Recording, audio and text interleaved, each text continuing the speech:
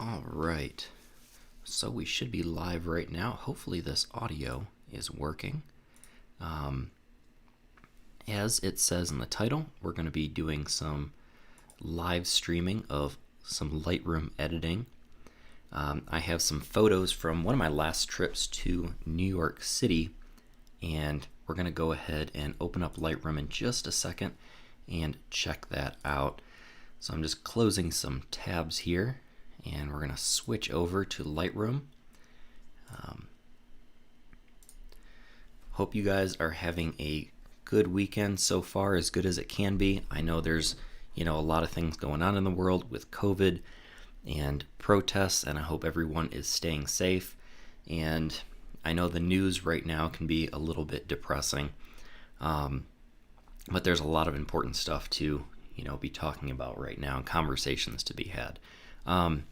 But I wanted to get away from the news a little bit today, open up Adobe Lightroom, and hopefully we can do some fun things in Lightroom.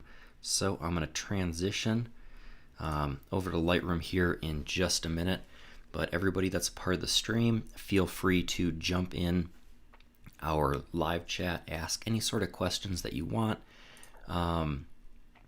Anything Lightroom related, anything photography related. As I said before, this is some street photography that I did in New York City a little while back, and I'm super excited to get back to New York City again, hopefully pretty soon.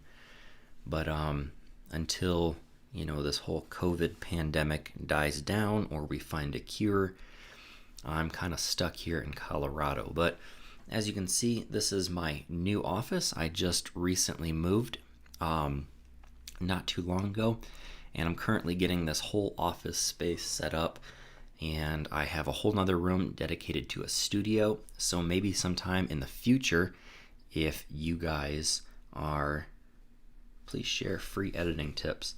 Yes, welcome to the stream. All the editing tips are going to be free, so you don't have to pay anything to be here. So yeah, just be a part of the stream. Ask any sort of questions you want when I start editing here in a couple seconds. And yeah, again, just everybody welcome to the chat. And if anything confuses you at all, just drop those questions and I will be happy to answer. So I'm going to transition over to Lightroom right now. We'll get rid of this background screen, and let's open up Adobe Lightroom. All right. So here we are. Let me just make sure that worked. Make sure you guys can see Lightroom. All right, that looks good. Now let me get everything all set so I can see your guys' chat questions over here. This takes a couple seconds to set up, kind of getting everything the way I like it so I can edit and I can listen to your guys' questions or see your guys' questions and try and edit and answer questions at the same time. So we can go through here, and what I'm going to do is first I'm going to go through and select some of the photos I want to edit in this stream, and I'm going to make a whole other collection down here. So I have a collection right here called New York City 2019. I have a collection inside of it. So in Lightroom, if you guys don't know, you have collections and collection sets, and they're essentially like a filing bin and then the folders inside of those filing bins, and it's just a way to help store your photos. And if you have a photo in multiple bins, the nice thing about Lightroom, I've said this in other tutorials, but I think it's really important to restate that if you have multiple copies of folders and multiple copies of photos in Lightroom, you're not creating a whole bunch of extra copies on your hard drive. It's literally just, having those extra copies of the metadata and the edits that you make to the photo. That's what's so nice about Lightroom, is its non-destructive editing. So we'll create a collection inside of this collection set.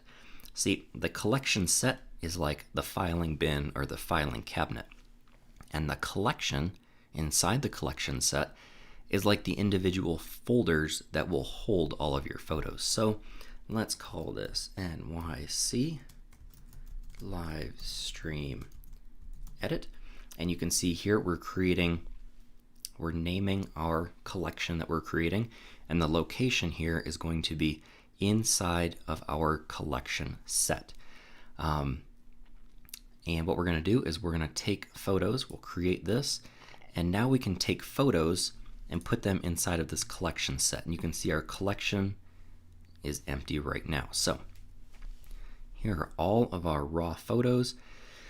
We won't go through all 520 of these, and we won't edit all 520 of these, but you can see here from my recent tutorial about creating that urban moody look, I created a collection, and here are the photos that I showed you guys for that tutorial inside of this collection. And I think it's really neat the way Lightroom helps you organize all of your photos, and it's super convenient, super helpful for getting all of your photos organized. So let's take a look at our live stream folder. Yep, currently empty, and then all of our raw photos. So I'm just going to go through some of these. Not a huge fan. This was literally kind of stepping off the plane, grabbing my camera, and just going for a quick walk within my first couple of hours. Actually, this might have been when I drove down to New York City. We're just going to skim through a couple of these. There's a couple in here that I've already edited. As you guys know, I've edited some of these for that Urban Moody tutorial, but we're going to find some new ones in here. Lots of photos during the day that I've messed with and done some edits to. This was a really neat photo, looking down this hallway with this mirror, getting that all symmetrical.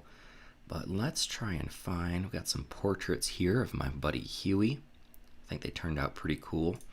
Playing with some framing during the day, but I think you guys are here to see some nighttime photo editing. So let's find some night photos, and we'll drag and drop those into that folder and see what we come up with. So I tried getting some panning shots here. They don't always turn out, and New York City is a fantastic place to play with your panning shots if that's something you want to have in your portfolio. They're really great. Some people look at them like they're novelty shots, but I really enjoy taking panning photos because they're difficult to master, even if you think you're really good at panning photos. This is another edit from my Urban Moody look. We can go over that for you guys in this stream today, but let's grab a photo or two here of some taxis, and then we'll throw those into our folder. You can see we've already edited those, but yeah, look at how many times I was shooting on continuous high. I had to take like 6 photos just to get that one where my subject here, as soon as it loads right there, where my subject and most of the bicycle there is in focus. This was a really difficult shot to get. But let's find a good panning shot in here, or a nice longer exposure that we'd like to edit. Not all of these turned out. Not every photo is going to look good, so it's a matter of going through and seeing what we want to edit here. And you guys can see some of my raw photos and some of the effort I put into, trying to get panning shots. I do kind of like this photo. Let's see if we can find one that is in focus. I didn't have a tripod for this particular shoot, so I was shooting kind of a little unsteady, or not as steady as I wish I would have been. But here, one of these long exposures I think would be fun to edit. Let's find one that's a little symmetrical. I want to make sure, I'd like to have some people walking down here, and I want to have some cars that are blurring by. That one's pretty good. Let's take that, and we'll just drag and we'll drop, and you can see we've added one photo to our live stream collection, and that's our photo. Here's another one that I think I started to edit already. Let's add that one in there as well. So now we have that photo. Ooh, that one's a nice one. We'll throw it in there. We'll probably use, different looks on each of those, so we can use each of those as an example. There's a NYPD truck. Not sure what I was doing there. I like these shots though. I want to edit some of these with these panning taxi cabs. This one's pretty cool. Let's drag that one into our stream edit collection. Take a look at a couple more here. Grab a drink real quick.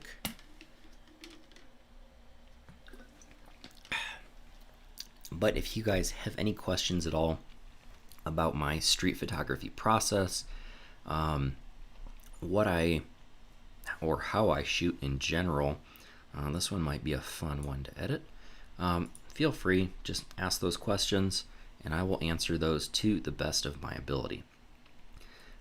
Just a random guy walking. These are kind of neat. These might be kind of cool for Instagram. Here's some portraits of my buddy Huey, and these look pretty sharp. I think we should definitely edit some of these nighttime portraits as well. That one's kind of cool. I'm not a huge fan of how I use the prism in this shot, but you can see some of the final edits I did, kind of a orange and teal look I've done to some of these photos. There's another final edit, but we can take a stab at these kind of from the beginning and see how I got to some of these final images and final edits. That one's kind of cool. Let's make sure it's in focus. And I believe these were taken on my Panasonic GH5, if I'm not mistaken. Actually, I'd like to re-edit this one. I really like the way this photo turned out. We'll start from scratch on that one and do some nice editing. Let's see what else we have here. Reflections, yeah, that's okay.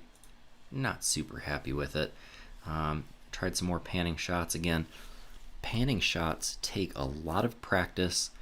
It's a matter of getting your shutter speed right, getting your movement right, and lining all that up to make everything kind of work out. Not a huge fan of these photos. Some bokeh or bokeh. Not a huge fan. Radio City sign was kind of cool with this reflection. I'm not sure if there's much I can really do with that photo though. So we'll keep going, keep on looking. I really like these photos, but again, I think we're going to focus more on some nighttime photography. So we'll scrub past some of my day shots. There we go. You can start to see things are getting a little bit darker. These would be some cool overlay photos for some long exposures. Yeah, and here we can see now some reflection from the rain. Let's find a good one of these that I haven't edited yet and see what kind of cool things I can do with it. This one looks pretty good. Take that over into our stream edit. That one's all right. Some of these are a little bit blurry because, as you can see, I was trying to capture the raindrops, which that might actually be a cool photo where the focus was on the rain falling in the puddle versus on everything that was going on in the background. Here's another finished edit that I did.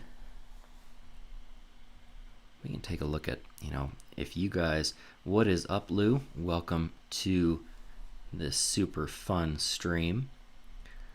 Let's see.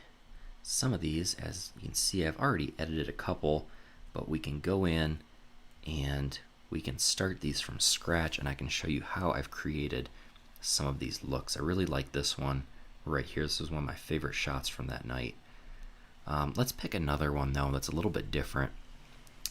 And let's see. What am I looking for? I like that. I really like, since it's a rainy night, somebody walking in front of the sign with an umbrella or multiple people walking with umbrellas. That one's kind of neat. I like that one says taxi. That's cool. That's okay. That was a kind of neat silhouette photo. Let's create a copy of this. So we're going to create a virtual copy. Again, I'm not creating another copy on my hard drive, just creating a copy of the metadata that I can edit. So here's the photo of my virtual copy. I'm going to go to settings, reset all settings. So that is my raw photo, and we'll edit that in our stream. So let's get about, I don't know, 10 or 15 images that we want to edit, and then we'll get rolling with editing. Do need to plug in my laptop here so I don't run out of battery in the middle of the stream.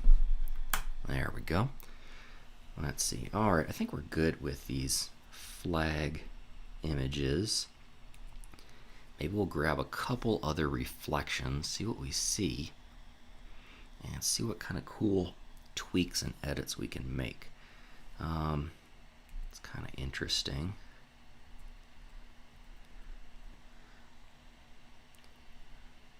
Let's see if this panning shot is sharp. The front of that car is sharp. That's kind of cool.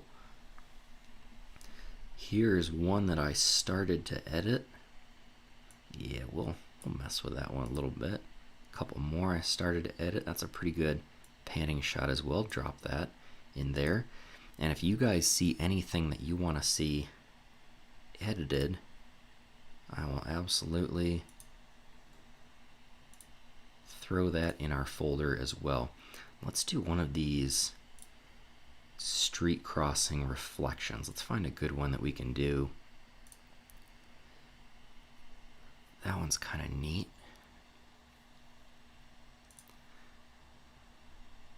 Let's create a virtual copy of this one. We will reset all of the settings. That's what the raw looked like. Really boring for sure. Drag that into our stream edit, and we'll take a look at a couple more. I really like the way the rain was hitting my lens at the time, and it kind of made these bloom, bokeh, whatever glow effects. I thought they turned out pretty neat. You can see that in some of the photos right before I would take my lens cleaning cloth and clean off the rain off my lens. Created some kind of neat effects. This was one of my favorite photos. I posted this one on Instagram. Just, you know, exudes New York City. This photo kind of feels like the epitome of Times Square. Let's take a look at some more of these shots. I want to get a nice, you know, good reflection shot. I like that one. Let's see what we can do with one of these. I'm not sure if you guys like, actually I like this one. I really like those puddles. And let's create I just lost it. Create a virtual copy right there. There's my virtual copy. Going to reset all the settings. And there's my raw photo. Drag that into our collection. And let's keep looking here. What else do we have? Looks like we've made it just about to the end. I'm going to go back and I'll find a couple more here that I like. And we'll drag those on over. I do like that one. I like this one as well. Let's create a virtual copy of this one. Settings, reset all settings, drag and drop. All right, so what are we missing here? This is our collection right now that we have so far. I think, you know what, let's get started editing. I know you guys are waiting to get on with the edit, so let's do that right now. I'm going to open Lightroom up to full screen almost so I can kind of see what's going on. I'm going to close out our collections. Cool, give us a little bit more room to edit. Sometimes I like closing out this navigator tab. And let's start out, let's start out with the end. I'm actually going to go through, I have some presets that I made, and you can just, what's really cool, you can highlight over the preset and it'll show you a preview of what that preset looks like. So this is one of my neon glows preset, and it looks okay. One of my sunflowers preset, a little too contrasty. Here's some presets from a Spider-Gwen shoot, and that's kind of cool. Not sure how I feel about it though. Try another one. Oh, I do like that one. And I think my Urban Moody preset, It's a little too flat for me. So let's just start from the beginning. We will close this tab, give us a little bit more room, and we'll open this tab up. So obviously the image is a little bit dark, and by a little bit I mean a lot. You can see shot at 640 ISO, 200 millimeters, and I believe, again, this pretty sure was on my GH5. We'll find out in a second if I see what kind of raw photo this was. Ooh, this was shot on a NEF, so this might have been my Nikon D750. I believe that's what it was. So let's lighten this photo up. I'm actually going to drag up here in our histogram. I really like dragging in the physical histogram itself versus these sliders. And I can say, hey, I want my shadows to be right there. I want my highlights to be right there. I want my exposure to be right there. But always remember, especially if you're editing, super dark photos, remember the photos were taken at night, so they are going to be dark, and it's okay if your night photos are dark. Some people want their photos to look like they were shot in daytime, and in my opinion, that just looks a little bit funky. So we're going to crop a bit to a 5:7. I really want, you can see the focus is up there, so I really want that to be the focus of the image. Let's see what an 8:10 looks like. I'm okay cutting off all of this blurriness at the bottom, because again, my focus is up here. And also, that is a little bit noisy. I'm not sure the quality of the stream right now. Let me check. You guys can probably see. Let's go back to this. I'm zoomed in at 100%. You can see it is a little bit noisy, but again, that's okay. I don't lose my mind when there's some noise in the image, especially taken ISO 640. I'm okay with that. I'm okay with a little bit of noise. We'll see if we can white balance off of any of this grayish. I'm not loving that. Let's go for one of those kind of cyberpunk looks on this image. Let's see if we can do something cool like that. I'll take down my highlights a touch because I don't want to blow out my exposure. I will bring the whites up. Yeah, punch that contrast. A little more contrast there, and then some overall contrast in the image. I think that looks pretty cool so far. Now, I'm not going to give this image any texture. I might do a little bit of clarity, but a little bit goes a long way. Let's just play around. I think that looks good. 20 is pretty safe. Turn up our vibrance. And then every now and then, if it looks like our hues are clipping or our color contrast looks like it's clipping, I bring down the saturation a bit and then bring up the vibrance. So I'm going to hit backslash. We're going to take a look at the beginning and the after. So again, I'm just kind of stretching out the data in this image. Let's see what 0. Are we really? Yeah, I think we're okay with that.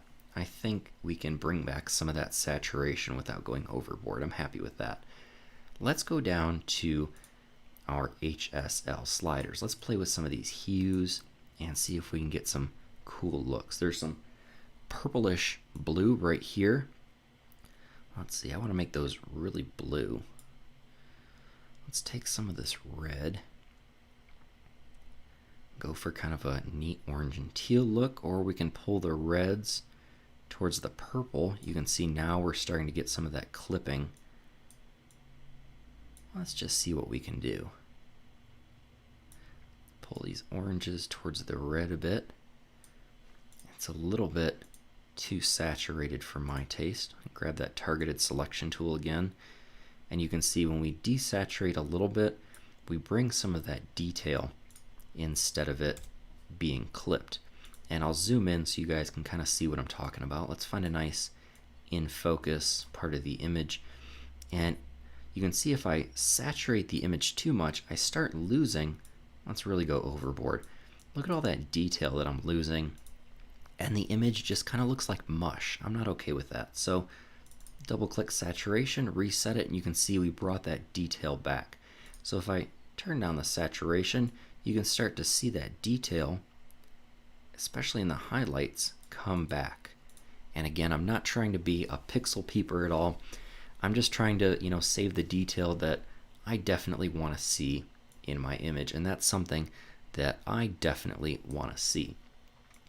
So let's keep messing with our hues. We'll go back to our hues and let's play with some of these bluish hues. We can turn those a little funky, turn them green, but I like that blue. I like this bluish and purpley pink kind of magenta feel. I think I pushed it maybe a little too hard towards the magenta. That orange is kind of neat. I like that. Kind of gives it a strange orange and teal vibe. And then we'll play with the luminance. Let's turn up the orange, make it a little bit brighter. I want to make this blue a little bit brighter. And you can see I'm selecting right here on the image with this targeted adjustment tool right here. This is awesome because I don't have to go and I don't have to play around with these sliders if I don't want to. I can make tweaks with the sliders, but I can actually do my editing right here on the image. And I actually might darken it up a tiny bit just to get that saturation in there, and then turn up maybe up or down the saturation in the oranges. I think turning that up looks good. Turn up the saturation in those blues. And we have some other funky colors that I'm going to turn down. I don't want to lose our blues, but there's some kind of purplish here that, maybe it does help the image. Again, it's all about playing around, seeing what things look like. Sometimes they look good, sometimes they look bad. We'll just see kind of what things look like as we go. So that is our HSL. We'll go down into our sharpening, get a nice sharp in focus area of the image. Let's click right over here. You can see that's in focus. I really love the contrast between that blue and that orange right there. I wish I could have taken a macro shot. Turn up that sharpening. I'm cool with, this is water, so I can really turn up that noise reduction if I really want to. And it's going to smooth out the image, which if you smooth water, it still looks like water, and I'm okay with that. Let's see, let's let that load for a second till it's sharp. That looks cool, and you guys can see kind of full screen now what it looks like between that orange there and that blue. I really like that contrast. All right. I don't know if you guys can see this or not. I'm trying to look on the camera. Got my nice US Spacecom water bottle. I can't see this stream. Kind of hard to see. A nice sticker from my work at Spacecom. All right, some good old lemonade. Cool. So that looks pretty good. I did my color editing. So what I'm going to do now is I'm going to play with my white balance to really get this exactly where I want it. It's feeling a little bit warm, so I might add some cool tones. That's a little bit too far. It's kind of looking like a split-toned image. This is actually a really difficult image to edit. Bring some purples in there. Let's see. Maybe we bring some greens. I like that. It gives kind of a film look. It's kind of neat. Like some processed film. Bring up the contrast. And that is one way to edit this photo. Here's the before. Here's the after. I kind of like those greenish hues. Almost looks like a fluorescent light on film. Crank those blacks a little bit. You know what? I think that looks pretty good for what it is. I like the different hues. I like all of the colors here. Again, if it was a higher resolution photo, I'd like to crop in right there. Actually, I might do that. There we go. I think that looks better. I really like the focus here on these huge hues up in the corner. And let's play around I'm going to turn the shadows down a touch. See what we can do with our highlights. That's a little bit too hot. Turn those down. Turn the whites up. I'm actually pretty happy with that. Again, here's the before, hitting backslash. And here's the after. So, I apologize for the airplane. That's super loud. It's flying over right now. Let's move on to one of these other photos. Again, we got a handful of people in the stream. You guys feel free to ask any kind of questions, or if you want to see a specific look on a specific photo, I am absolutely open to doing that. So again, this photo, it's pretty dark. So one of the first things I'm going to do, I'm going to crop in first. Let's make this as a 4x5 too tight. Let's see. I'm okay with now. I want it to be a 5x7. I want to see a little bit more of that puddle. Expand that out a touch. Come on. Lightroom's being a little bit glitchy on me.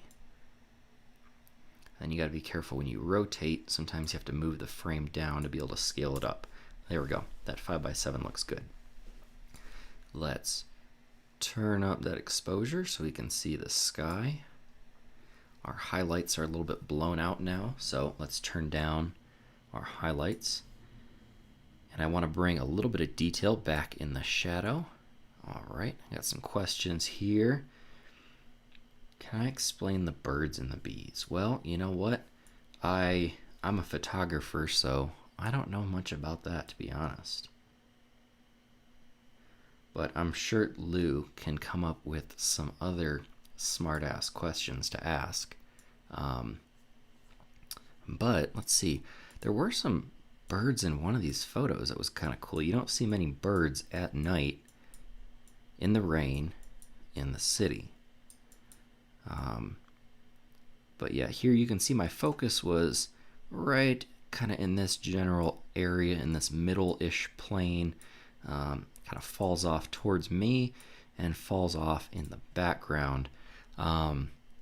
Let's see.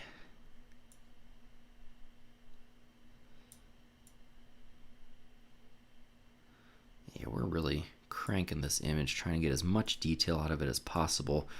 But I really love the D750 because I can really crank that sucker and bring back a lot of the details. But yeah, Lou, while we're sitting here, so birds have wings and bees have wings and they both fly, and that is about all I know about birds and bees. Can't really say I'm an expert, but I tried. I tried my absolute hardest. The color looks pretty good. Let's find a more saturated color profile. It's Adobe Landscape. Neutral is going to be flat. Portrait's going to give us a little more contrast. Standard's going to be kind of flat, almost the same. Vivid's usually too much. That's not too bad.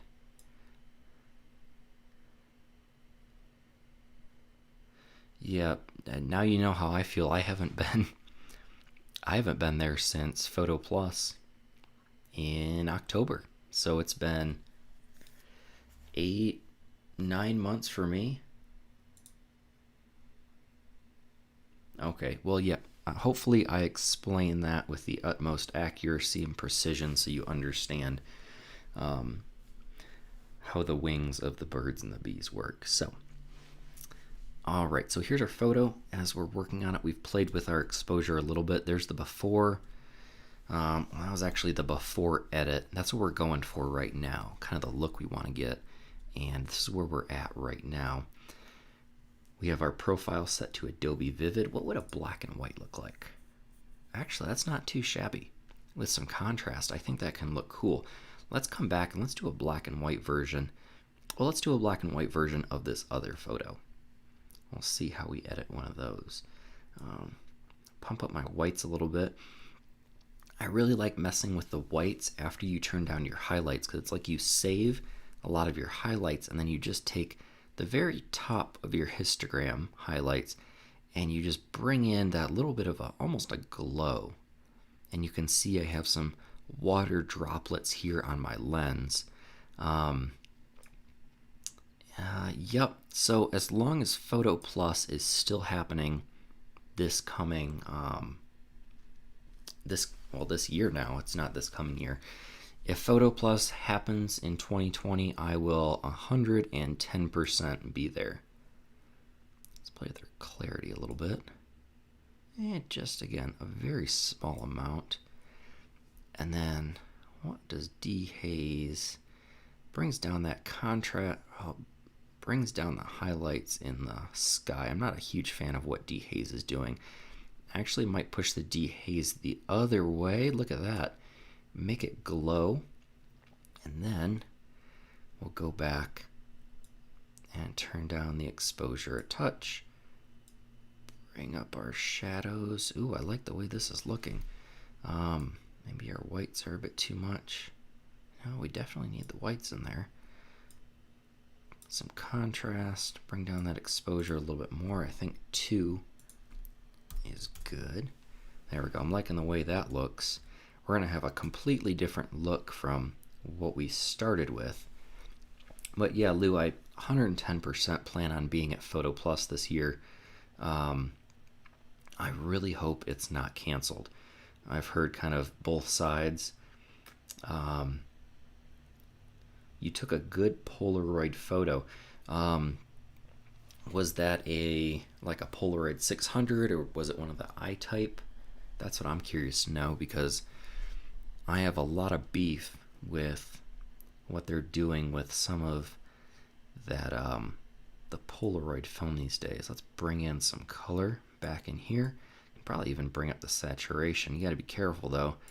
If we watch this Levi's sign, this red sign over here, saturation really attacks your warm tones like your yellows and your reds first. So I rarely mess with saturation. We could actually bring that up probably like 15-ish%. Okay, I feel safe. Whereas I was saying before, luminance kind of attacks all of your tones evenly, so you get the awesome tones. Look at that, very highly saturated. I like that. I like where it's going right now. We did have to bring our vibrance up to 75%. Let's turn this down a touch, maybe up to 10. I'm just wiggling sliders here and see what looks good. I like how bright and saturated that is right now. Testing the new. I haven't seen that new, or haven't personally played with that new Polaroid yet. I'd love to. I still have reviews on. I have a giant box full of Polaroid cameras when I moved into the new place that I still have to make videos for. But yeah, so that is the new chemistry with the new I-type, I'm guessing. Nice. Well, you've made it through 2 packs without any massive failures, so I have hopes for Polaroid. I know they had to re-engineer their formula. I know I've given Polaroid a lot of grief about that. Rightfully so, I think, just for how expensive the darn things are. Let's go for one of those kind of cyberpunk vibes in this photo. I think that would be cool. Oh, whoa, we don't want to go that far. Come back, not that far. Yep, I punched it way too far, but I do like this kind of mystical, magical, funky color kind of look we got going on here. But yeah, Lou, can't wait to see a video on some of your tests with the new camera. How do you guys feel about this green? I think I'm going to take my reds and yeah, make them a little more actually red. They were a little magenta-y. And whoa, don't want to go too far with the pinks and purples. I want my sky to be blue for sure. Just so something in this photo looks realistic. I love all of these glows going on here. It looks great so far. Let's bring up our red saturation a little bit. We want our reds to be nice and red. And where's our oranges at? Yeah, that looks good. Where are our yellows? Okay, I see our yellows are down here. I gotta be careful with the blues because I don't want this sky to turn too blue. Maybe bring that back to kind of a grayish. Yeah, because I don't want this photo to look extremely... I'm looking for kind of a surreal look, but there still has to be some basis in reality here, I think, for this photo. Let's play with some split toning. And let's just play around. I do like the warm highlights. What would it look like if we did? That's cool highlights, purple highlights, red highlights. I liked these kind of greenish highlights. Looked a little funky. Let's turn that off, turn it back on. Just balanced out some of those magenta tones. And let's try some cool shadows. Let's see what we got here. Very blue shadows. That looks okay. Let's try not loving it. Ooh, what do we have here? Some kind of warm reddish shadows. I like that. I'm going to turn the saturation down a bit. Also going to turn the saturation in that sky down a touch as well. A little bit too purple. What's happening, Darko? Welcome to the stream. It's been a while. It's been a while since I've streamed, but I'm doing pretty good. I'm here in my new, not my live streaming room, but this is kind of my photo editing work room right now. Just moved, basically just to the other side of the city. Let's play with our details and our noise reduction. So I'm going to turn up my sharpening a touch. And I'm going to turn up my noise reduction quite a bit in this image. 40-ish, just because I'm okay with this photo being a little bit soft. There we go. I'm going to add some glows to this in Photoshop. We'll do a little bit of like an Orton effect. Make it nice and glowy and look all sorts of pretty. So that looks good. There's something... Yeah, it's missing something. Let's take a look at, again, that's kind of what we started with. Actually, this is closer to the raw photo that we started with. And here is, kind of what we're working with right now. I do like the heavily saturated. So it's super saturated. I like this part of the image right here, but it still feels real. And it still feels... kind of grounded in reality, because we know, Times Square is super bright and it's super just color punching you in the eyeballs. Have I tried Darktable? I have not. Yep, just haven't, to be honest, tried it at all. I mean, I've heard about it a little bit. I don't know that much about it, to be honest. I think all I know about it's a photo editing software as far as I know.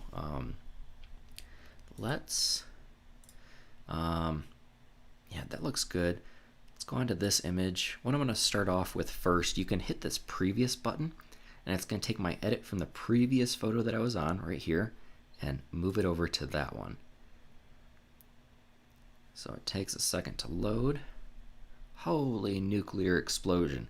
Well, we're going to have to bring that back a little bit, but I like where we're going. Giant nuclear explosion in New York City. So, let's straighten this photo out. Looks good. You can see our histogram. We just destroyed this photo. Now let's bring this back into reality a little bit. Yeah, I'll bring that exposure up a touch. Are my whites my problem right here? Yeah, that's part of my problem. Image was just way too hot. And I think the problem is this giant white screen here, and this screen is white, and it's just too much for this histogram to handle. Sort of, you have these very dark blacks and these very white whites, and it is just craziness.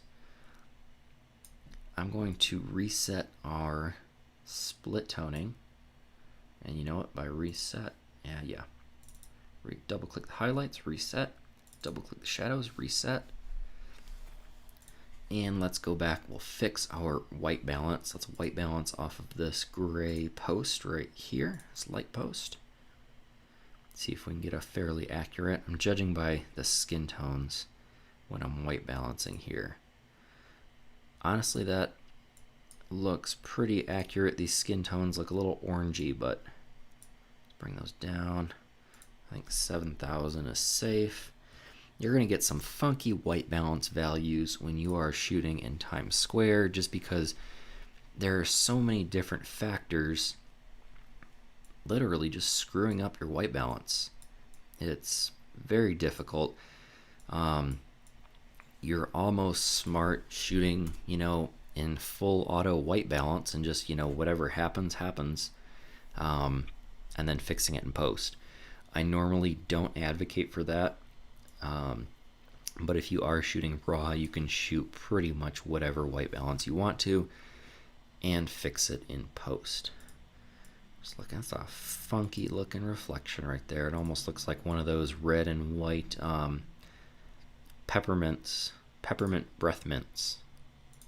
Interesting. I don't know what that's coming from, but we are still a little bit hot here in the highlights. I've turned our highlights down. I might have to turn the whites down a bit. Yes, okay, that looks better. I'll turn our whites down. I will salvage those in our tone curve later on. So let's see. Yeah, our clarity is also kind of destroying our exposure a little bit. Turn that up a touch. And then, yeah, our dehaze is making a big difference. We'll turn the glow down, which actually means turning our dehaze up. Let's get a little more saturation, and let's take a look at our before and our after. It's looking a little bit green. Pull some magenta tones in there, and maybe we'll go, well, we said we'd go black and white with this one, didn't we? Let's do two things. Let's make a virtual copy, and we'll reset this virtual copy. We'll do one in color and we will do one in black and white.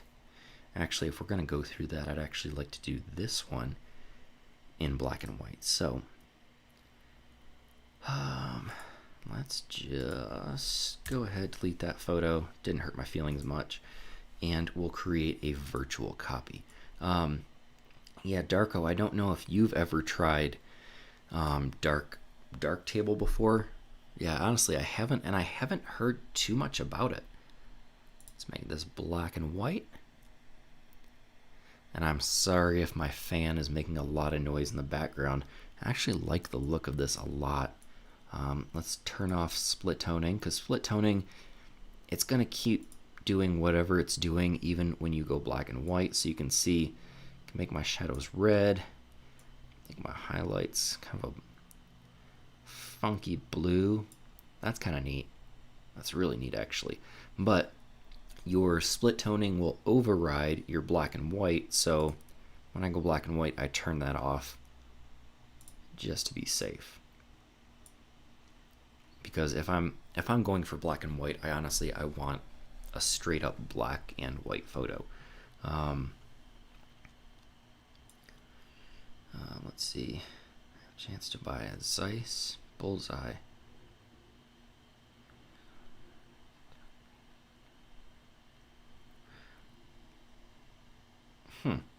Yeah, I know Zeiss makes some great glass. They at least used to with their older lenses. I have not used a Zeiss lens since I shot Canon a while back. But yeah, if you have the opportunity, yeah, definitely test all of those before you buy them. When you drop a bunch of money on them, I am a big advocate for, if you're allowed to, test out that lens before you buy it, so you kind of know what you're getting into. And if you absolutely hate it, you don't have to buy it. And if you absolutely love it, go for it and drop that money on it. Let's keep playing with this black and white photo. I love this glow.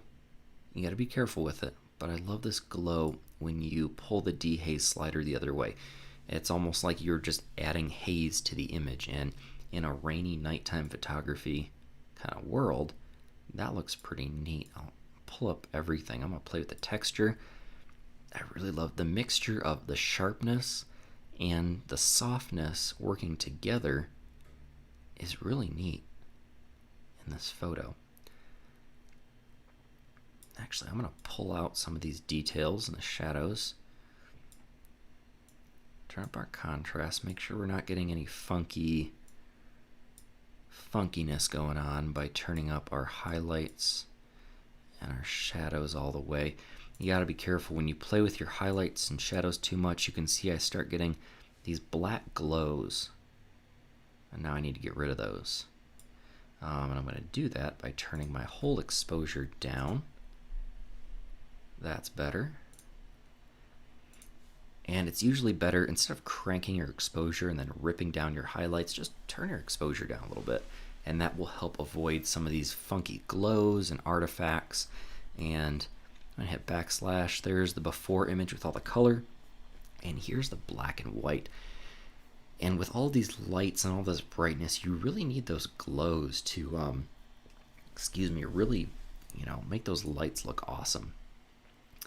Now I'm going to set a point right there, lift our shadows up a touch. That's good. And set a point right here.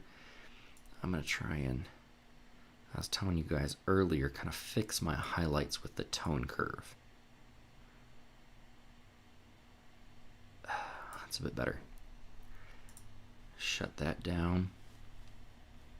What else can we do to this photo other than just, cranking the clarity on it? I do want to bring some detail back there. I do want to punch the contrast, bring the highlights down a touch. Yeah, I like that.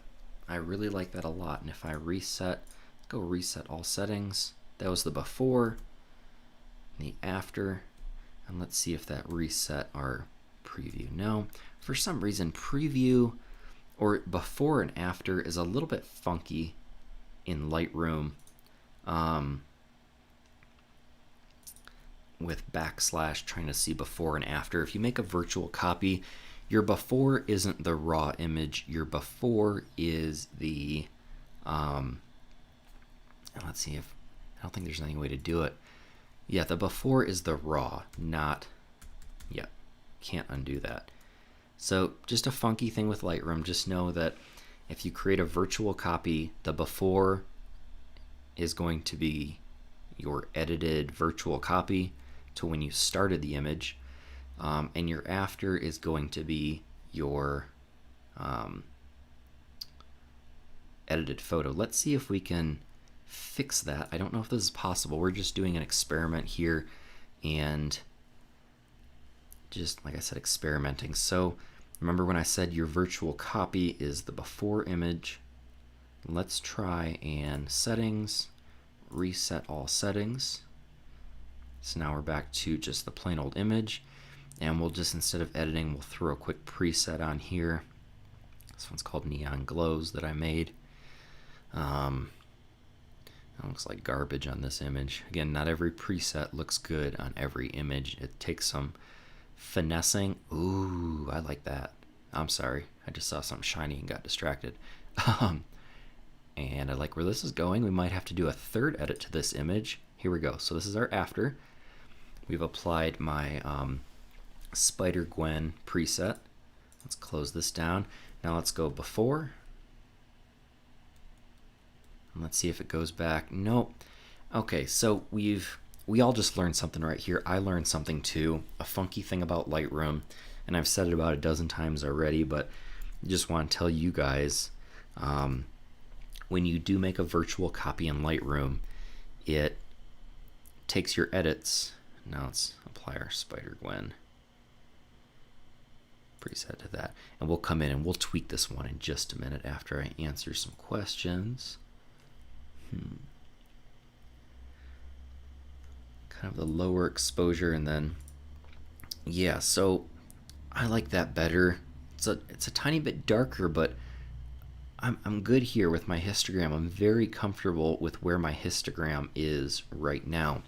And you know, the photo was taken at night, so I'm okay with parts of it being dark, and I don't need to see the detail in this. What's kind of neat is the dark parts of my image are acting kind of like a very natural vignette right now. This corner's dark, this corner's dark, this kind of cornerish area is dark.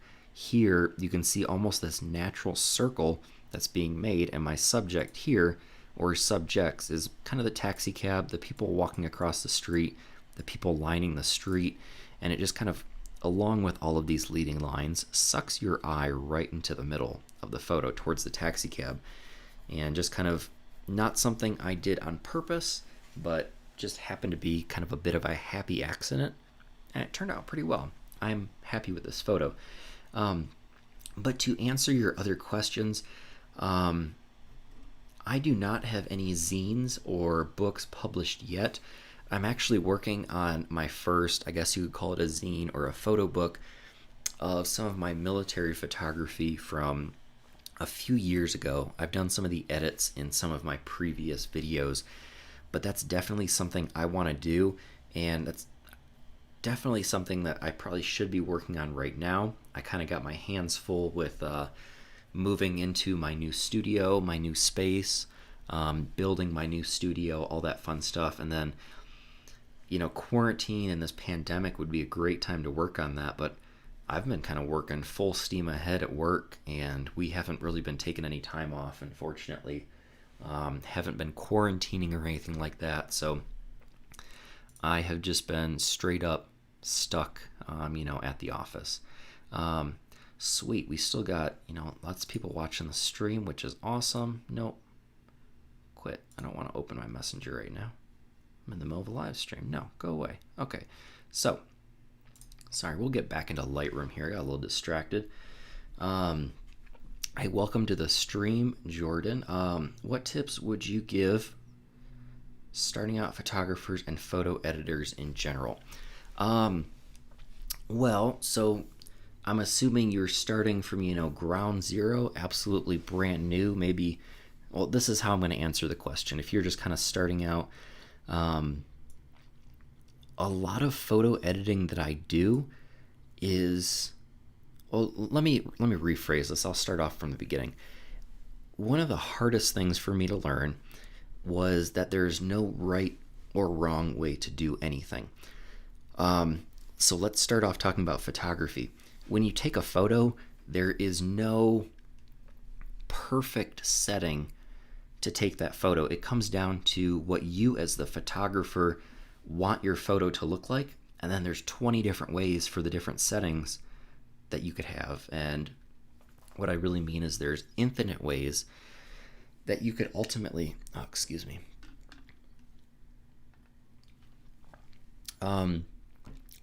there's infinite ways that you can take every photo, and they're all, you know, awesome. They're all right, or they're all wrong, because nothing is right, nothing is really wrong in photography. It's all what you as the artist want to create. Infinite settings, and there are infinite, so you have your ISO or ISO, you have your shutter speed, you have your aperture. There are 3 things right there that can all be different and all have different combinations of different values. You may want to take your photo with a super low ISO for like no noise, and you may want to have a very closed down aperture and a very slow shutter speed. You might want to have a very fast shutter speed, a wide open or a closed aperture. As long as you're creating the image you wanted to create, There's no wrong way to do it. And the same thing when you get into your actual photo editing.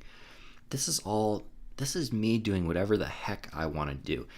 Don't let anybody tell you, once you've learned the program, don't let anybody tell you you're doing anything wrong with the way you edit. If you like the way your images look, then you've won. You've done everything you need to do in photography. It's all about what you want to make. Now, with that being said, photography is extremely, extremely subjective. And what you like, somebody else might not like. And what somebody else likes, or a suggestion that somebody makes to your photos, may suck, according to you or according to me. It's all subjective. Everybody's opinion is going to be different. The best thing that you can do is take photos that you want to take photos that you enjoy taking, and edit photos in the way that looks best to you. Now, as you grow as a photographer, let's say your first year you take a bunch of photos. As a photographer, 2, 3, 4 years down the line, you might come back, you might look at those photos, and you might not like the way they look because you've grown as a photographer. Your photographer's eye and the way you view colors and shapes and lights and darks is going to change. It's going to progress. You're going to get more educated. You're going to get more familiar with your gear and the possibilities of what you can do. And everything is going to change. You're going to look back in 5 years, and if you're like me, you're probably going to hate the stuff that you made 5 years ago. That's because your tastes have changed. It doesn't mean you were right or wrong then. It doesn't mean you're right or wrong now. But there's so much subjectivity in photography that my ultimate, message after this 3-minute rant is do what makes you happy. But yes, absolutely understanding that exposure triangle. There's, it's all based on making mistakes. That's one of the next things. The biggest thing is photography is subjective. Do things that you like and make you happy. Learn the rules, because the sooner you learn all of the rules, you can start breaking the rules. So, the rules in photography, if we go back to this image, would tell me, don't take a photo that's out of focus. Well, once I learn why I shouldn't take a photo that's out of focus, maybe I can, understand why I might break that rule and then take a photo that's out of focus. You can see half of this photo right here. If we split it in half of this photo is out of focus. But one of my favorite parts right here is this juxtaposition of these nice kind of smooth, transitions between color. And then we have these sharp ripples up here. And that, in my mind, you may hate this photo, and that's absolutely up to you. When I first saw this image, kind of raw, looking through my camera's viewfinder, if we go ahead and we reset all these settings, this is kind of what I saw through my viewfinder. A lot of people aren't going to stop and take a photo of this, but once you start getting in here and you start, editing, like, hey, I can see there's a lot of cool tones and cool colors and cool by awesome, not necessarily warm and cool. There's a lot of neat, I'm just going to real quick burn through an edit in a couple seconds here. There's a lot of neat things that, that's all about building up your eye as a photographer. There's a lot of cool things that I'm seeing here that, average Joe walking down the street is going to walk right by, and that is going to be your job as a photographer. Yeah, get out of here, Lou. Get some work done. Damn it. Good seeing you. Glad having you in the chat. And everybody, if you love photography, especially, I go to his channel for film photography, and he does awesome community challenges. Go visit Lou's photography page. Definitely subscribe to him, because he says he makes bad videos, but I think they're pretty good. You can see I'm going to crank some of this contrast, get some brightness in here, play around a little bit. Just the possibilities in editing and photography are so endless, you almost can't do it wrong. So here's just a completely different edit that I did from the same image. There's before, after. You might like the before better, you might like the after better. That is completely up to you. I'm not sure which one I like better. I like bringing out some of these details. Turn down those highlights a touch. There's before and after. Yeah, I don't know what I like better, and I might come back and I might edit this image 20 more times.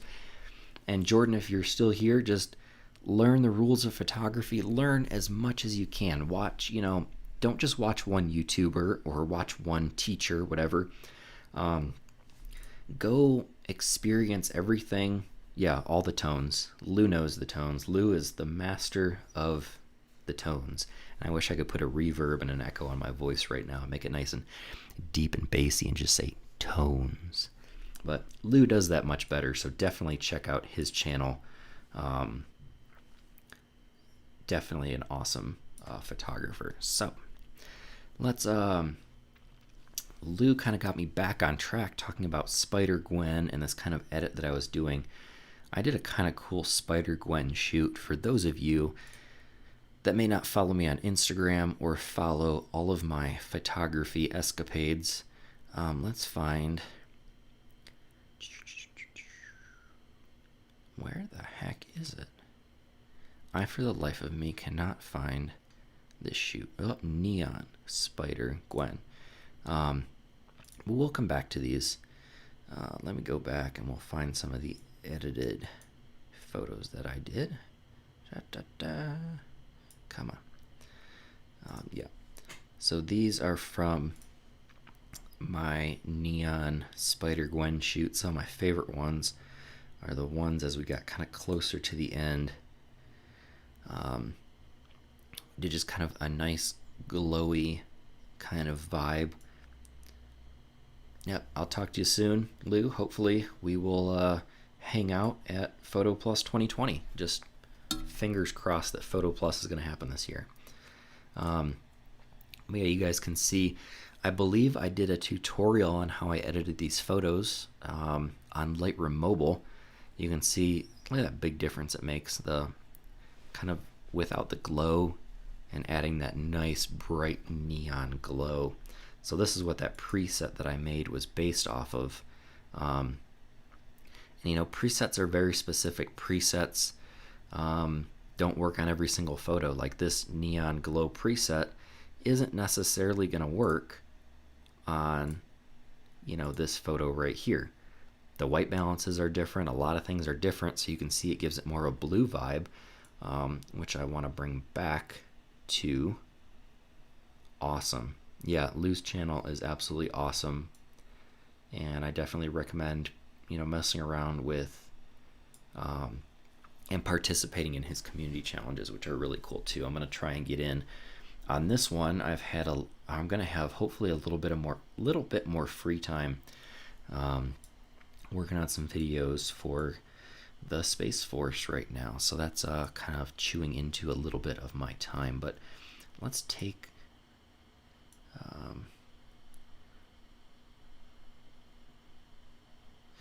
oh yeah, I remember, I think we talked about that earlier, your Facebook group. I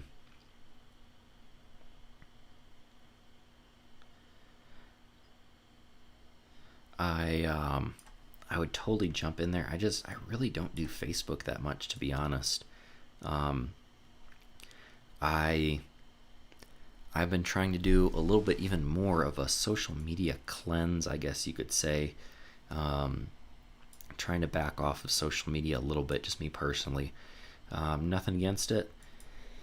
It is, great for advertising your stuff, but just, trying to stay, in my own terms, I guess, healthy by not consuming too much social media. And for me, I really drain myself on, when I had Facebook.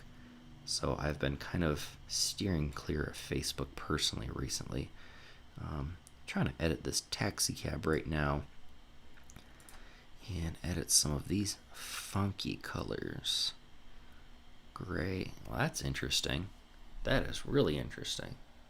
I don't know if I love it or hate it. And this kind of goes back to Jordan's question earlier, playing around with different things. And You might love them, you might hate them, they might be great, they might be horrible, but I think we've spent enough time on this image. We've just edited this photo 3 different ways. We did a color, we did a black and white, and honestly I think I like this first color one the best, and you guys might see this on my Instagram later this week. So I am run and gun photo on Instagram, just like my let's see. Hey Phil, what's up? Welcome to the stream. I have not done that video. I actually planned on doing it this week. I got about a week behind. But yeah, I absolutely agree. Social media is at its worst right now, especially with all of like the George Floyd protests. You have people that are very for it, you have people that are very against it, and they're all coming into social media to butt heads instead of, this is me going on a little bit of my personal thoughts and rants. You need these two polarized groups to come together and just talk. I mean, that's really what it comes down to, is if you can get people that don't understand and the people that do understand literally just to sit down and talk, and social media is the best place to do that. Once you get that to happen, you can, I mean, the world's going to be a better place, but right now everything is so polarized. Yeah, it's, social media is kind of a mess. But yeah, Phil, absolutely. I still have your photos. They're on my Google Drive.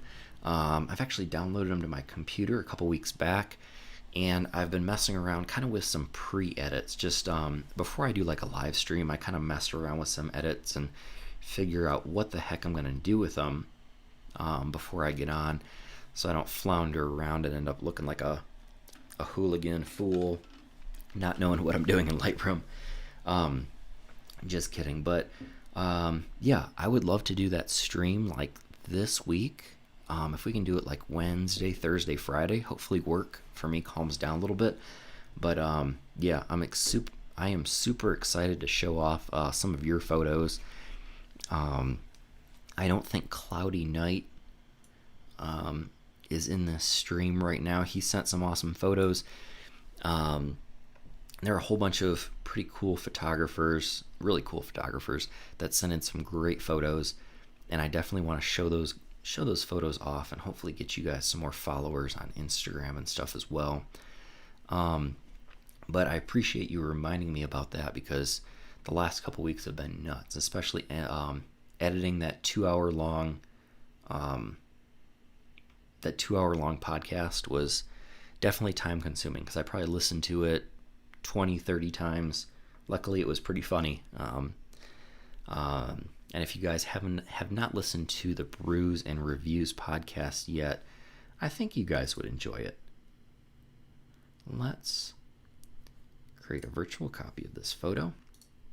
I'm going to remove this one from the collection. So this is an edit that I did before, kind of like I was telling Phil earlier. I usually do some light edits to give myself some inspiration by the time I get to the video and get around to making the video about how I edited the photo. I remember how I edited the photo. So we're going to reset all of these settings. And you can see, obviously, it's a little bit dark. So first thing I'm going to do is mess with the crop. As you can see, I said it's a little bit dark, and the first thing I go and do is mess with the crop. So at least for me, I always want to crop first. That's just a personal thing. It's just, it bothers me if I don't like the composition of the photo. See, right now I'm bothered by it. Let's try a 16:9, kind of a more cinematic look. Play with that crop. I like this one line kind of going right to the edge, right to the corner right there. It's not quite perfect, and that's going to bother me. Let's try some more space at the bottom. No, not liking it. More space at the top. Yeah, I think almost dead center I'm kind of liking.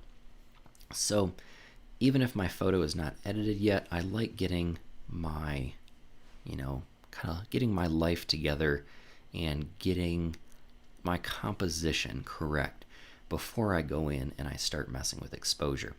So I'm going to turn my exposure up, just kind of get it relatively where I want it, turn it up about a stop. I want to mess with my color profile. Let's go to vivid. That looks nice just because we have all these bright colors. And yeah, no worries, man.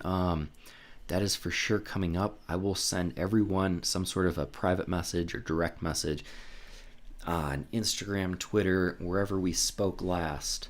Oh yeah, I'm supposed to go when I go back to this nice widescreen. What we should do is go to a 2x1. Yeah, 2x1. And there we go. And then I whisper in the mic, cinematic. All creepy like. But a 2x1 doesn't look too bad, to be honest. I think I'm going to go back to that 16:9 look. Let's tweak it a little bit. I'm going to throw the vehicle dead center in there. I think what was bothering me was so much of this. There's so much of that dead space. Oh, excuse me. On the front end of that car. And just for funsies, let's go play around. See if any of my presets look good. That's kind of neat. That is my dark and moody preset I showed you guys in one of my last videos. Play around with some of... I use these as starting points. You know, not every preset looks good on every photo, and I repeat that a dozen times in all of my videos. But every now and then you can see something and just get a little bit inspired. Like, I like the way this orange and teal kind of works together. That's kind of neat. And I'm going to use that, I think, as kind of inspiration for this edit. Let's check out one of my... I need to load more of my presets when I... Ooh, that actually looks kind of neat, this dark and moody look. You know what? I like this. Let's play with this a little bit. I'm going to bring some of these oranges back. Bring some of our tones back a little bit. I don't want to turn the highlights down all the way. Just enough so we can get a little bit of detail there. And let's turn up our exposure a touch. That was a touch too much. Boom.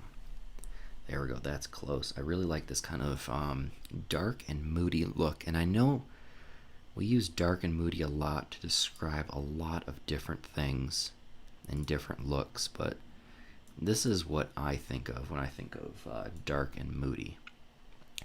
But yeah, Phil, I kind of distracted myself, which I'm really good at doing, but I will 100% sure make sure I contact everybody that gave me photos so they can be here in the stream, because that's kind of half the fun of it, right, is being in the stream, watching your own photos getting edited or processed or developed, whatever you want to call it.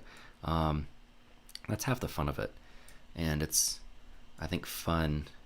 I was going to do a live stream for the editing your photos video, but I think I want to do it an actual recorded video, just because, as you can see, where are we at right here? If I go to my stream health, you guys can kind of see the behind the scenes here of a live stream. You can see I keep getting these warnings just because my internet's slow, my computer's a little bit slow, and I apologize for all that. But my current output resolution is 960 by 540, which is open widget. What happens if I open this widget? Yeah, so I keep getting these warnings every couple minutes that, oh, your stream's healthy. Here's a warning. Your stream's healthy. Here's a warning. Your stream's healthy again. So you can see I'm just struggling with slightly slower internet, because internet is very expensive where I'm at in Colorado, surprisingly. But to get back on track, what I want to do is make this an actual live video, the editing your photos video. And I want it to be, or excuse me, not a live video, an actual like a produced, edited, not live video.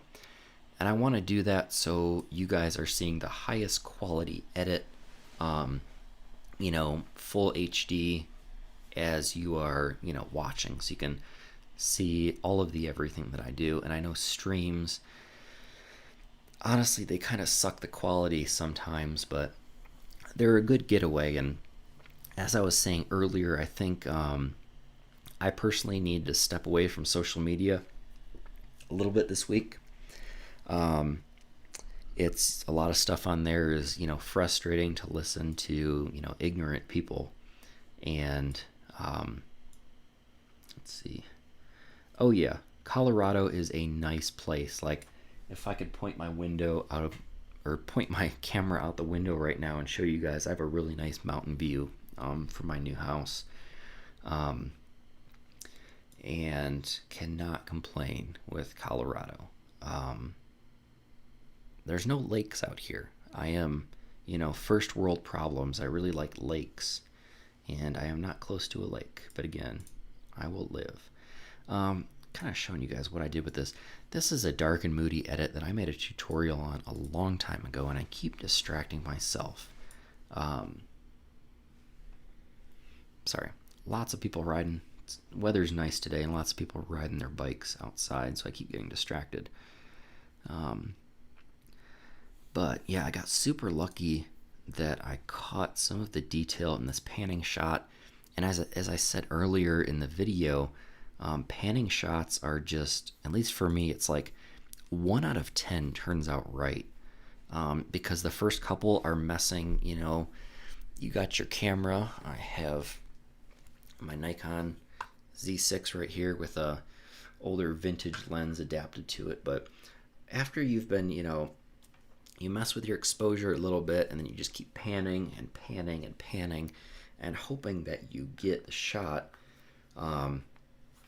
You miss a lot, you may get a lot. It's, like I said, for me, usually 1 in 10 works. If we went back, you can see that's why I took 200 photos that I saved in this collection, is because, one shot worked out of the dozen shots I tried at this location. And it was, you got to get the perfect or the right shutter speed, because there really is no perfect shutter. It depends on you as a photographer. If you can hold that camera still or steady long enough, or for the right amount of time that you need, and it comes down to you. So let's pump up the saturation in these oranges. Let's go to this guy. Yeah, buddy, let's bring up that saturation. Ooh, that's weird. I'm moving my blues and my oranges were going up. What the heck? Oh well, maybe it's just kind of an optical illusion. My eyes kind of playing with me, but this is starting to look like that sunflower kind of orange and teal that I was going for, but I'll bring that down. Yeah, Winnipeg is absolutely gorgeous. I went to Winnipeg all the time when I was up in, when I lived in North Dakota. It was, I think, somewhere between a 6 and an 8 hour drive in the car. It was a little bit of a cruise, but definitely worth it. Definitely a great, a nice, I guess it felt like an extension of North Dakota, and I wasn't a huge fan of North Dakota, but it was great to get out of the state that I was in, which was boring. So I'm playing with the brightness right now, because obviously I want the car to be brighter than its surroundings, but I don't want it to look brighter in an unrealistic way. And also bring up some of these blues. Or touch dark. That looks a little bit nicer. So we have that kind of nice orange and teal look. I'm going to bring down the saturation of these blues and oranges a little bit. Mostly the blue. The blue is just looking too saturated for my taste. Bring that down even more. It's like the things here that in real life are white. And it's not, that my white balance is wrong. I'm just kind of going for a stylized look. What would happen? I'm going to make this image explode if you guys want to see this. It's going to get really crazy if I white balance based on this line now that I've edited this photo. You guys can probably hear my MacBook is cooking. Whew, that's getting a little bit warm. Yeah, I definitely don't want the white balance to go that far, but I think once it loads again, I think I'm fairly happy with the way this photo looks. It's a very stylized orange and teal look, and I might throw a little bit of a glow on it. What is actually, again, I'm distracting myself what does this look like in black and white? And it will look a little bit funky because my split toning is on. So let's turn that split toning off. That's actually not too bad in black and white. I'm okay with that. Let's go back to color. And I see I got some more questions. Yes, so I absolutely could mask the car. Let's play with that real quick. We'll make a little radial mask right now.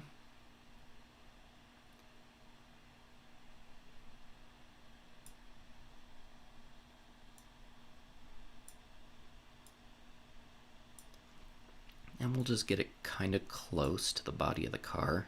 It doesn't have to be perfect because we're going to be feathering it. Make sure everything is reset. And then right now I'm going to crank my exposure just so that I can play with my actual mask right now. What does my mask look like? Show mask overlay.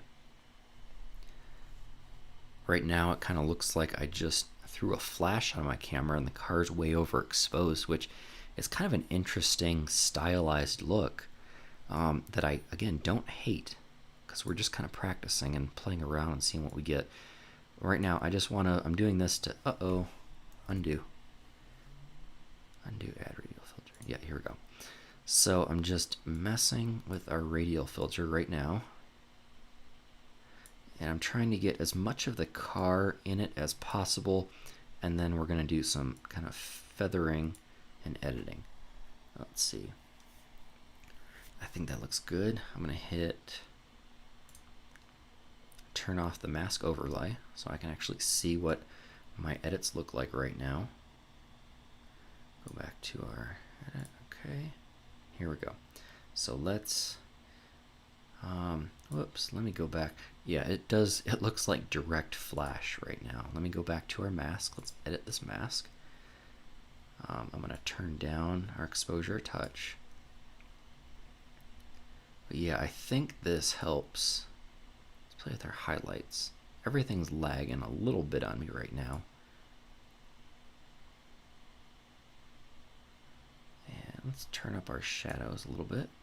By a little bit, I mean a lot. I have to go quite a bit for it to affect this image just because it's so dark. That is not too shabby. Again, I don't hate it. I'm going to turn down the exposure about 1/4 of a stop. And let's hit OK. Yeah, I think that looks pretty good. It really makes the taxi pop. And like we said earlier, it still looks like I threw a little bit of flash. So it was almost like I was able to throw a flash on my camera a year later in Lightroom. So I'm okay with this edit. Now I'm actually more curious to know what this looks like in black and white. See what that looks like. It's going to take a second here to load because my laptop is chugging a little bit. I apologize if that's creating a whole bunch of background noise on my mic. I'm going to move that back. Yeah, I like the way that edit looks. And again, I'm going to shut off my split toning. Let's see what that looks like. As soon as it loads.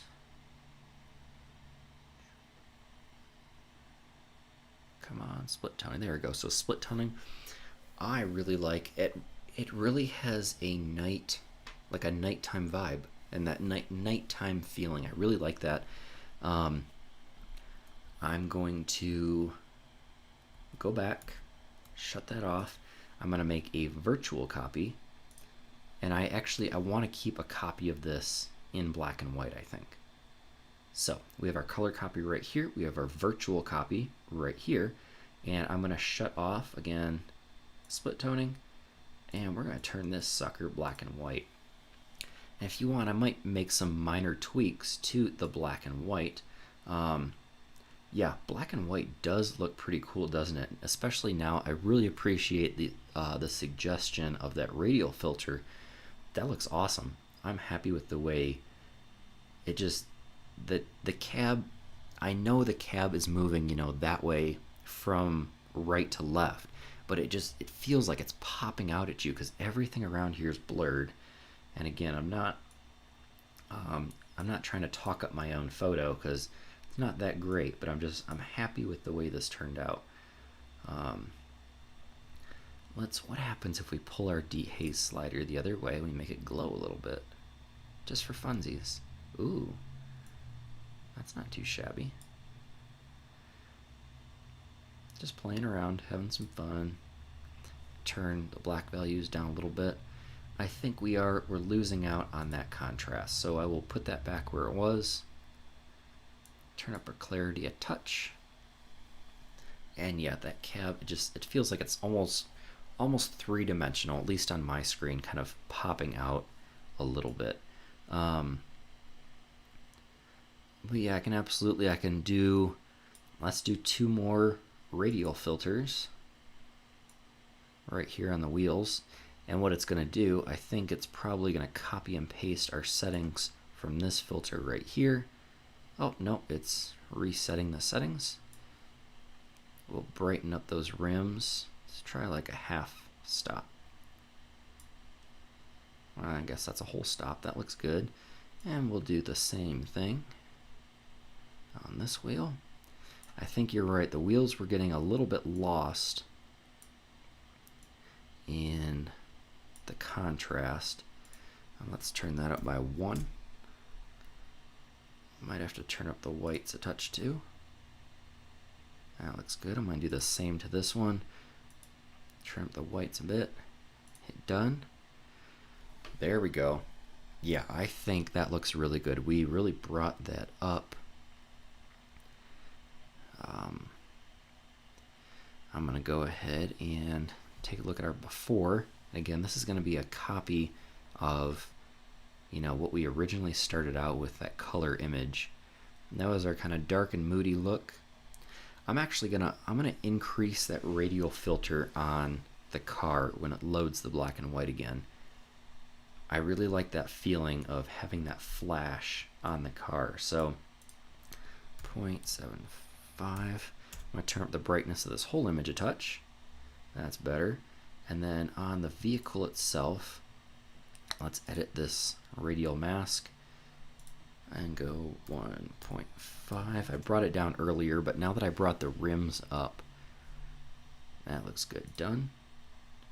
Hit OK. I'm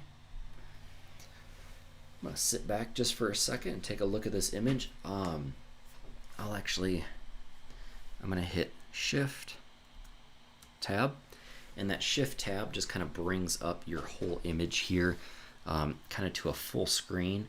And I will slide this across the screen. Hopefully my laptop doesn't die here. It's getting a little bit warm. But that looks pretty good. I'm just going to sit back here. And I like doing this when I'm editing. I hope you guys can still hear me okay on the mic. And I hope it's not too echoey, but I want to explain this real quick. I like bringing up my image full screen. I can also, I believe it's F in Lightroom for full screen. Yes, it is. I like bringing up my images in full screen. I'll explain this while it loads.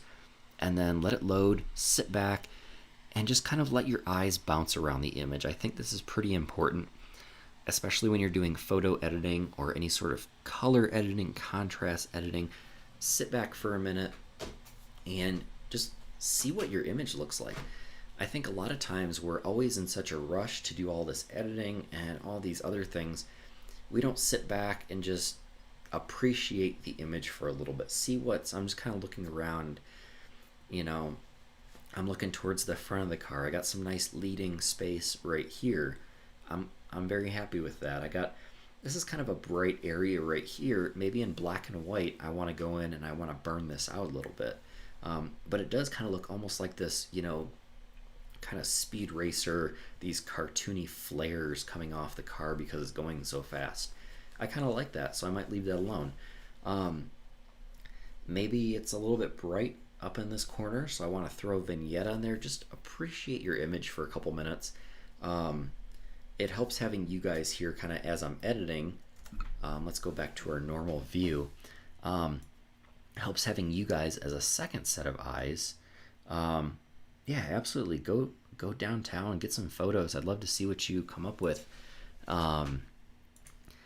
And if if you want to participate in one of our editing your photos challenges, if you know where my community tab is, I might end up putting another Google Drive link so you guys can come and drop some more photos.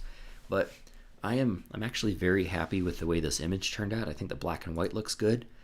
I think the color version, it's going to take a second here to load. And you can see my settings right here. Let's go back. Here we go. I'm very happy with the way this turned out. My settings were 1/25 of a second for my shutter speed, f6.3. This was on a 14mm lens, ISO 100, and this was shot on my Nikon D750. So I'm happy with the way that turned out. We just spent quite a while on this cab, so yeah, I think that one's okay. I really don't feel like editing that photo. Let's do like 2 more photos and we can wrap this stream up. I don't want to suck up your guys' whole day. This is a kind of neat photo. Let's take one of these. Let's pick one. I like this one. Let's edit this photo right here. I'm gonna pick, let's see what Adobe Vivid looks like. It'll be nice and highly saturated. Alright, I'm just gonna check the health of our live stream real quick, make sure everything's going okay. Yeah, we're still going good. Everybody's still alive. And for you other folks listening, if you want to drop any questions to me in live chat, I'm pretty nice. I won't bite. I will do my best to answer your questions however I can. And that is that. I'm going to turn our exposure up here a touch. I don't want to lose a bunch of detail in the highlights. Yeah, that's the Olympus OMD. Not a bad camera at all. 14mm is great. It gives you that extra space where you can shoot a little bit wider and crop in. Oh yeah, go ahead and email me directly if you either want to upload to your own Google Drive or send links. I think with Google, when your attachment is a certain size, it just kind of automatically uploads it to your Google Drive. I believe I took this shot on my GH5. I think. I'm having a hard time remembering right now. Yeah, we're gonna go almost full crop. That looks good. Let's see. RW2. RW2 is Panasonic, I believe. 1/4 of a second, ISO 200. And I believe I took this on my 14 to 24mm lens, which ends up turning into a 28 to 48mm on the crop sensor GH5. Multiply it times 2. And let's edit this sucker. I like the contrast. I like the blues. I like the yellows, the reds. Has a little bit of everything going on in this photo. You got some purples and yellows down here, some reds up there. And maybe this is one where we take and we go a little cyberpunky with it. I know I've been kind of promising that to you guys for a little bit. There's a bunch of different ways you can do that cyberpunk kind of feel. There's no right way, there's no wrong way. I just like clicking black and white. That actually looks kind of nice in black and white as well. If I were ever to do a print of this, I think black and white would be kind of neat. But I usually go down to my HSL sliders, play with my hues, and let's see what we can do with these yellows. I don't want to make them orange. Kind of a reddish purplish would be nice.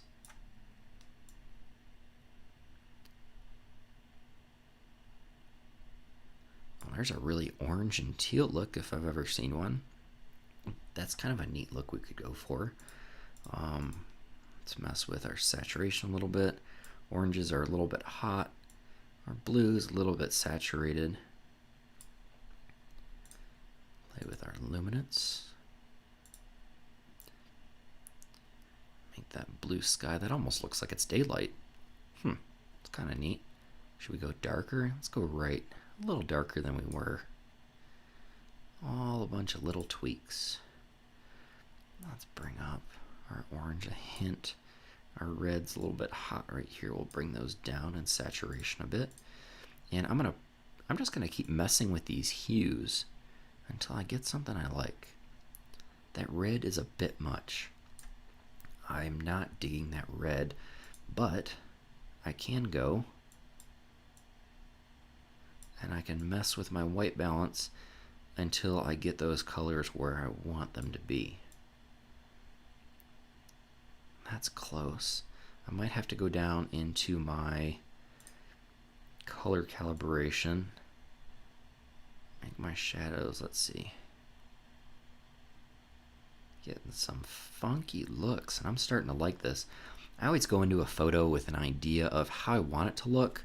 If I make this photo a little bit bigger for you guys, I go in thinking I want a certain look and then decide, oh, hey, I want a completely different look.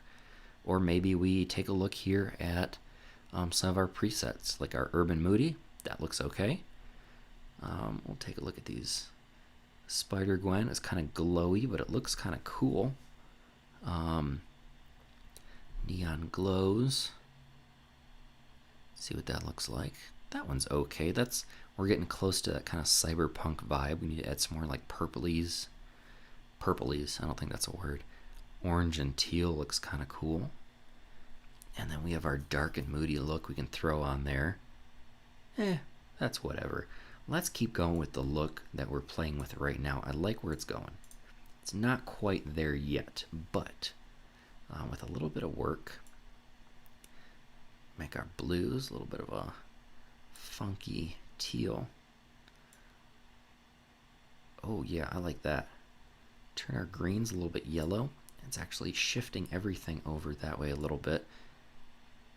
And turn our reds kind of a more purpley. Here we go. Now we're starting to get that kind of funky cyberpunk vibe. And now it's kind of a balance. I like those colors, but I also like the little bit of tiny bit of yellow and orange we still have in this photo, which I said before still kind of, I guess you can say, grounds it in reality. And I don't want to go too overboard with the look. That's kind of neat. Maybe I make there's some blue shadows. There's red shadows. There's warm shadows. I like those kind of warm shadows.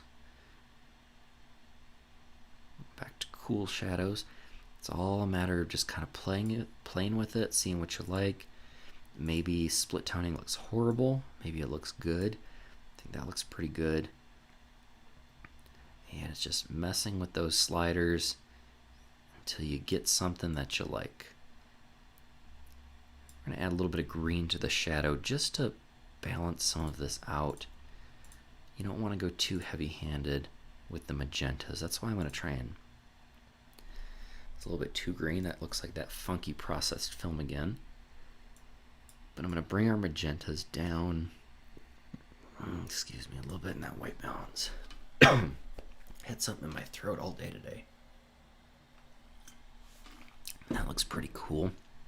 Go a little more blue. Ooh, that is way overkill. Yeah, it's finding that very fine balance of what looks good and what doesn't. Add some blacks, add some whites. Maybe add a little dehaze, just to add that little glow.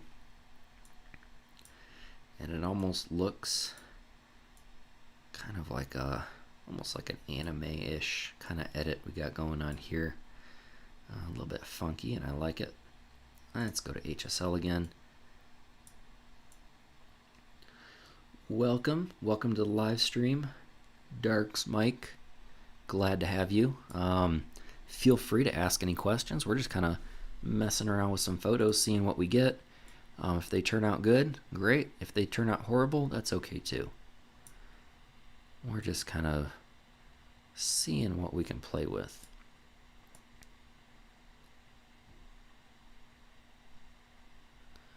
And sometimes the funkier the better.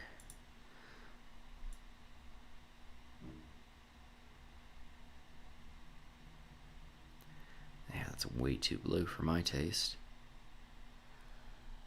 But yeah, kind of an interesting look. Here is the before, here's the after. I'm not a huge fan of where it's at right now. I almost want to go back and let's kind of reset this image. And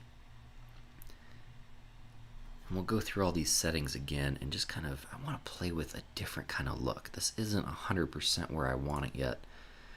Let's slap this preset on it real quick and we'll go through, and you can see my white balance is a little bit cooler. My exposure is up a little bit too high. I do want it nice and glowy. I just don't want it punched too much. Turn that dehaze down. We'll turn up our saturation, get a little more color in there. Hey Snowplow, welcome to the live stream. Glad to have you. I really want some of this blue and this green to come back. We can do that in our HSL tab. I turned down our red saturation. I might play with turning up our orange saturation a little bit. Just do some kind of funky glows. We're just working on, you know, a funky look right now. We're not doing anything that is going after any sort of a realistic look. Yeah, let's just play with some sliders and see what kind of goofy looks we can get. A little bit crazy, but I'm okay with that. Yeah, I think we've kind of broken this image. I'm going to go ahead and I'm going to reset these settings right now.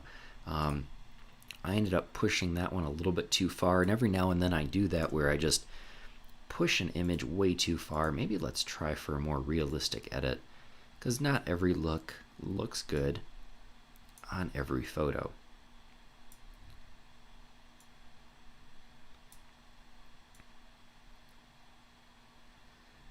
Adjust that white balance, that looks good. Turn down that dehaze, give us some nice glow.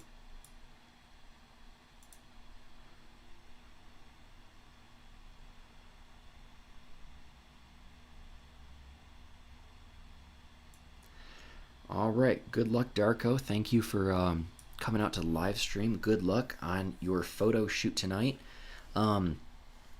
Hope to have you back with one of our next live streams, and I look forward to seeing your photos from that shoot.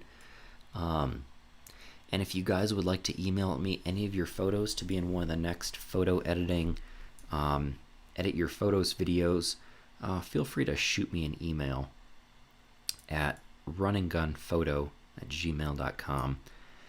Shoot over that email and I'll be sure to get you in one of the next videos or live streams. So, you know what, I'm actually kind of getting tired of editing this image. Not a huge fan of it.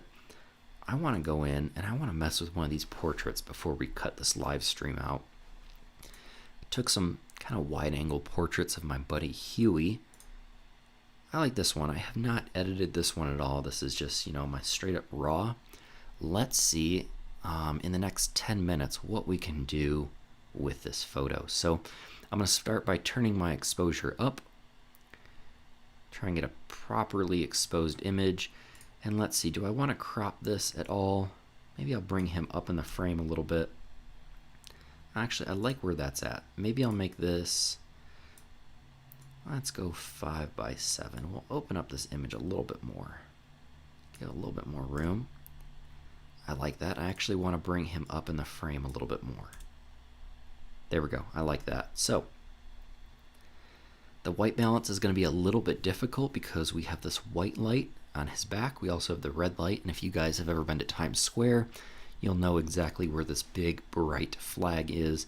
But you can also see all of these other funky colors like purple and stuff that are kind of what I would consider light pollution. They're making our photo kind of all sorts of funky colors. And you really just have to pick a white balance and stick with it. And just hope that, you Yeah, see, I went a little bit too green trying to auto white balance off this building.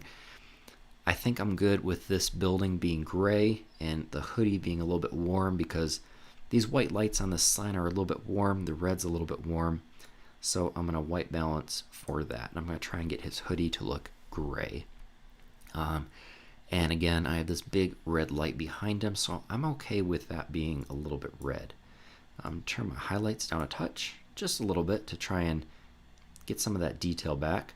Bring my shadows up a touch just to get some of this detail back here. And again, this was shot on my GH5 320 ISO. I'm guessing my f-stop was right around 2.8. I believe was wide open for this 14 to 24 2.8 Nikon lens that I adapted to my GH5, which turns it into a, again, 28 to 48 millimeter lens because it's a 2x crop. Turn up those whites a touch, a little bit of contrast. There we go, that contrast is starting to look good. And I'm going to do the same trick I've been doing before, adding a little bit of glow by reversing that dehaze slider. And when I did that, it makes me want to turn down my highlights a touch more, adding just a hint of clarity. And you can see when we added that brightness, I'm going to go back and I'm going to turn down about a half, I'm going to turn down about a half stop of our exposure. That looks better. So we have a pretty flat image that we're working with now. We'll start adding the contrast. I'm going to show you guys the before and the where we're at now, because we're not quite at the after yet. We're not done. Add some saturation, add some vibrance. Actually, I'll turn the saturation down a touch. This car was getting a little too saturated for me. And I'm going to drop a point here, drop a point here, and then I'm going to turn our shadows up a touch. I really like where that's going. I'm going to turn our highlights down a little bit. There we go. I like that. Let's add a little bit more contrast into this image. I think I turned up the shadows a bit too much. There we go. That looks good so far. And again, you guys, if you guys have any questions, just let me know. We'll probably be wrapping up this live stream here in about 10-ish minutes. This will probably be our last photo. Let's do some sharpening. Get in the corner of his eye. You can see he's nice and sharp. Turn up sharpening just a touch. And we'll turn up that noise reduction just a little bit. I think 10 looks good. I'm working on a very sensitive mouse, so if I say just a little bit and I end up cranking it all the way to the side, I apologize. Just the DPI sensitivity of my mouse is just, I'm working on it's a Logitech G502 Hero. It's one of my favorite mice for photo editing. If you guys can see that, turns all sorts of crazy colors and stuff, and it's just very ergonomical. It fits right in my hand, just super nice. And it has a variable DPI, so I can change the sensitivity, which is absolutely awesome when it comes to photo editing. So I'm going to make these highlights a little bit warmer, I think. Yeah, that looks good. And let's cool down those shadows a bit. Nah, I'm not liking that. Let's go back. I take that back. I'm going to go into my HSL. This has been bothering me for a little bit. Turn down the saturation in that orange cab, and some of these yellows, they're way too hot. And the red I can actually turn up a little bit.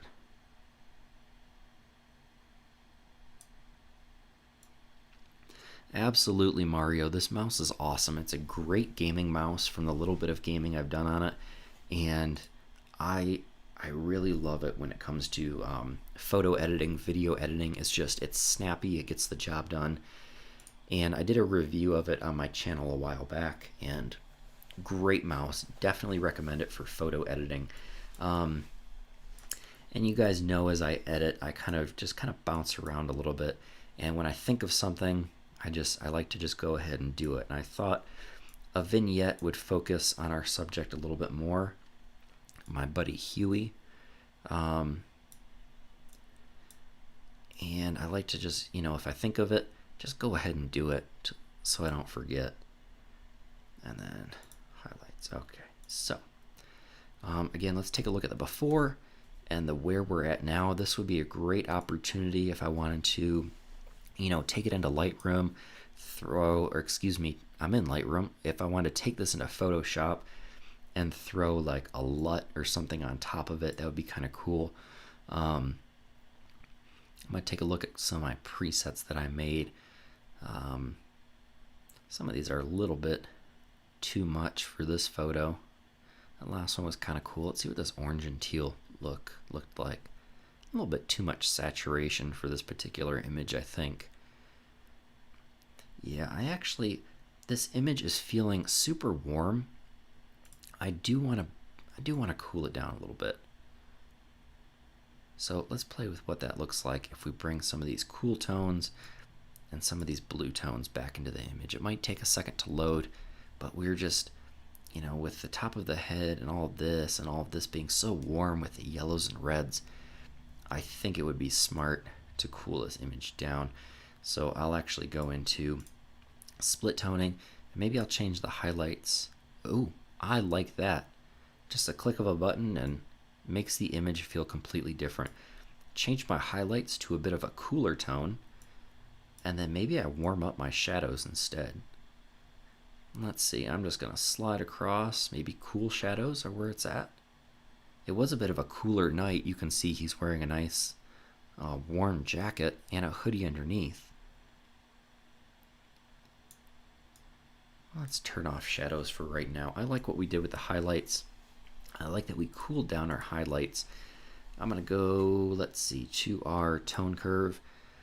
Mess with this a little bit more. Lift up those shadows.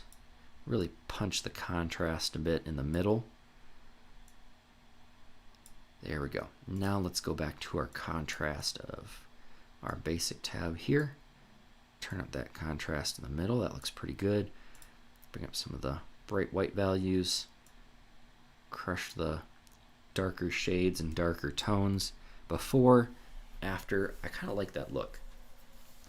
We brought in the contrast between, especially on his face, you can see he has some of the red light on his face right against that blue light right there, and I really like the way that works and the way that looks. And let's play with, I'm going to go in, just mess with that glow a touch until I feel like it's where it should be. Nothing's ever perfect, but I think bringing up those shadows looks nice. And then I'm going to go back to our tone curve again. Whoops. Double click to get rid of a point if you don't like it. And then bring some contrast in here. There we go. I actually don't like the kind of moody look I was going for. Whoops, I broke it again. I want to go back and add that full range. Oh man, I keep breaking this. I keep missing the point when I grab it a little bit. Okay, let's bring this point down. There we go. You know what? I think this image is done. Let's take a look at our before. Let's take a look at our after. Make that a little bit larger so you guys can see it. And as I said earlier, I like to sit back sometimes. I hope it's not too hard to hear me. And if we were to full screen this image, hit F on the keyboard, it's going to full screen it in Lightroom. Let's see, what can we add? As I was saying, I always like to sit back, just not so much admire your image, but look at the good things of your image, look at the bad things of your image. I really love this nice warm, or excuse me, cool glow right here, juxtaposed with the warm on his face, and we have the warm down here with this taxi cab and these street lights, and then the nice cool here. It's just those kind of yin and yang, or yin and yang kind of that balance. And a well-balanced image just looks nice, and it looks good to the eye. It's aesthetically pleasing. I want to add a little more contrast to this image. So we're going to pull down our darker tones a little bit. I don't want to go too much. See, that was a little bit too much. Let's go back. Yeah, I think, yeah, there we go. I think that's a little bit better. And I am happy with that image. I think that looked pretty good. So that was a pretty good 2-hour long live stream. I think now would be a good time to dip out, unless you guys want to see me do one more photo. I don't mind doing another one. Let me know in the chat real quick. I'm just going to grab a drink real quick here.